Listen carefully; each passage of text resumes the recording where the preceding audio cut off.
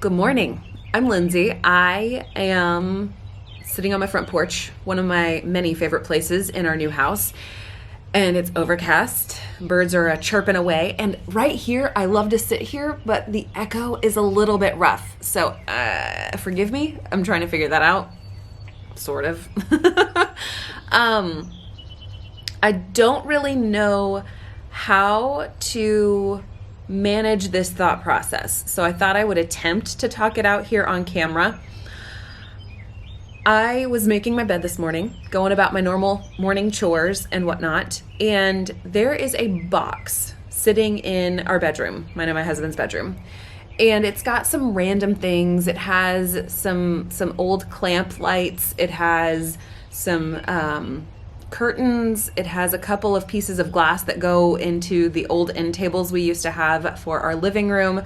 It's just kind of like a hodgepodge of just stuff that has not yet been officially unpacked and dealt with. And it's stuff that I'm not sure that I even want to deal with, which makes it even more difficult to find the desire and drive to just handle it. I think really what I'm looking for here is the discipline to just do it and move on. But we're also in the process of getting new bedroom furniture for our bedroom, and I kind of don't want to mess with anything in there until the new furniture gets delivered. So I don't know. It's one of those things where you're just like, I see it every day. And I vacuum around it 3 times a week, and I scoot it from one spot on the floor to another spot on the floor, and then vacuum, and then I slide it back from that spot over to its original spot. And I'm not really sure. I was thinking through that this morning. Like, I keep managing this. I keep just sort of, I don't know what the right word is for it, but I just keep kind of moving the information around, moving the box around without actually dealing with it. And I think that that is something that we do in a lot of areas of our lives. We just kind of find information. I'm sorry, the barn swallows are just acrobatic at the moment, like all around. We have a massive flock of barn swallows around here, and they're very entertaining to watch. Sometimes they come up here on the porch as we're sitting here. They've got no fear. Trying to tease through, like, I've got these boxes. We have boxes in the garage. We have boxes in the basement. Some boxes need to maintain their box status, like Christmas decor or my Christmas dishes or clothing that is too small for some of my larger girls and not yet grown into by my smaller girls. And it's just one of those things, like certain things do need to stay in a box. But then whenever you have all of these pieces of just stuff that doesn't really have a home, doesn't really have a designated purpose, it just kind of gets left in a box and ignored. It doesn't get dealt with. It's avoided, or it's just kind of shuffled around. So it's almost like sweeping it under the rug. So many analogies. I can't with myself. I don't exactly know how to go about managing it. And as I was thinking through the process, it's like, well, do I even need the things? Probably not. And I started to correlate the idea of this box of random things to the idea that we get a lot of information when it comes to ways of eating, what foods are best, what foods are worst, what foods, are going to give us optimal health, what things, what tricks, what supplements, whatever it takes to have a healthy body.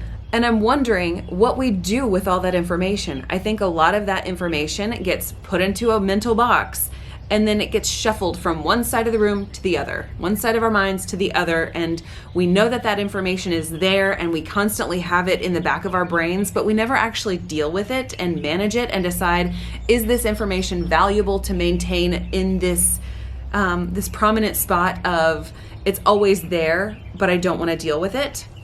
I don't know. I'm struggling to actually tease out this idea, to be honest. I have gone through a few iterations of the way that I've eaten over the past, when did we start Weston A. Price? like nourishing traditions type food, I guess. No, it was before that. It was when I had my TMJ treatment plan that we were working through, and that was over 10 years ago. Okay. So for the past 10 years, I've gone through a variety of iterations of, okay, I had to eat a liquid or soft foods diet because of my TMJ treatments. I have TMJ disorder. I've gone through a broad range of ways of eating to try to heal myself and live optimally. And right now, the way that I do feel best, as I define it, which is clearly not objective, it's subjective, it's with a higher fat, moderate protein, and low carb way of life. But I still have, sorry, there's a gnat. I still have all of these other pieces of information that sort of swirl through my brain, like oxalates are damaging to a lot of people. Don't eat oxalates. Vegetables contain oxalates. Don't eat the vegetables. However, I don't notice a whole heap of issues attached to me eating vegetables. So how do I just put that information in the box and I scoot it back and forth, and I constantly shuffle it around. Sometimes I don't eat the vegetables, sometimes I do. It just kind of goes back and forth. The whole slow food process, we used to follow more nourishing traditions way of eating, where you're like preparing your food over a longer period of time so that the phytates get broken down, and you have sourdough bread, and you have sourdough waffles, or you have sprouted grain breads, or you make sure to soak your nuts and your grains. You make sure to drink kombucha and have beet kvass and kefir and just a whole variety of kraut, fermented foods that take a long time to reach their optimal nutritional value. And so I love the idea of all of that, but that sits in a box, and sometimes I will dig into that box and I'll make my homemade yogurt, and then other times I'll shuffle that box back to the other side and say, I'm not going to deal with that right now. The whole like no dairy thing, I thought no dairy would help me with sort of my brain fog that I was having, and then also my inflammation, my water retention that I was dealing with when I was back on a higher protein way of eating. So I shuffled the dairy, no dairy back and forth as I was cleaning up around my brain with all of the things. And ultimately, I'm going to have to decide something to do with that box, whether it is take that information out and put it where it belongs, or where I think it should belong, or I'm going to have to just get rid of the box altogether. And that's difficult to do whenever it's information, because once I know something, I know it. And it's hard to forget that. And I don't know. Like, I know that reducing the dairy did feel like it reduced the inflammation in my body.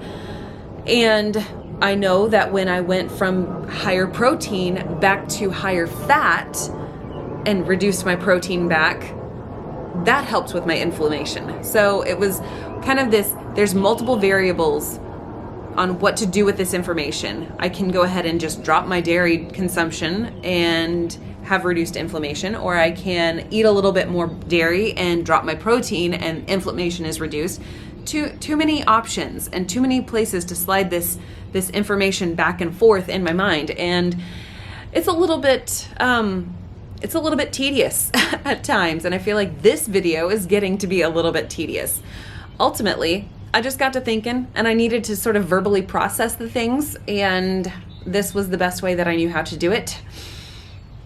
I'm not one to sit down and just like write in a journal, but to verbalize it out loud does help me. And I'm not sure where to go with this information or this thought process, but it's something that I kind of want to continue to tease out, think through, sort of discern whether or not this actually is a valid concept or not. I mean, not that I'm like creating a curricula here or anything like that. A curricula? Nope, curricula is plural. Did you know? Curriculum. I think I've teased this out as far as it will go right now. I'm going to think about it, I'm going to move that box of information to the back of my brain now, not deal with it, because I've verbally talked through the things. And yeah, I'm going to go. I got some things to do in the house. I've got children to manage, food to prepare, all of that jazz. Thanks for being a listening ear. I gotta go.